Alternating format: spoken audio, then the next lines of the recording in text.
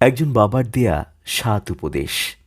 কখনো কাউকে ছোট করে দেখবে না, তাহলে তুমি নিজেই ছোট হয়ে যাবে। পড়াশোনা করে জীবনে উন্নতি করো, কিন্তু কারো ঘাড়ে পা দিয়ে উপরে ওঠার চেষ্টা করো না। সবসময় শুধু দেওয়ার চেষ্টা করবে। মনে রাখবে, প্রদানকারীর হাত সর্বদা উপরে থাকে। এমন কিছু করো না যার জন্য তোমার এবং তোমার পরিবারের উপরে আঙুল ওঠে। ছেলে হয়ে জন্মেছ, কখনো দায়িত্ব এড়িয়ে যেও না। কখনো মায়ের কথা শুনে বউকে এবং বউয়ের কথা শুনে মাকে বিচারের কাঠগড়ায় দাঁড় করিও না। কাউকে ফেলতে পারবে না। কারো বাড়িতে নিমন্ত্রণ খেতে গেলে বাসায় এক মুঠো ভাত খেয়ে যেও, যাতে কারো বাড়ির ভাতের অপেক্ষায় থাকতে না হয়।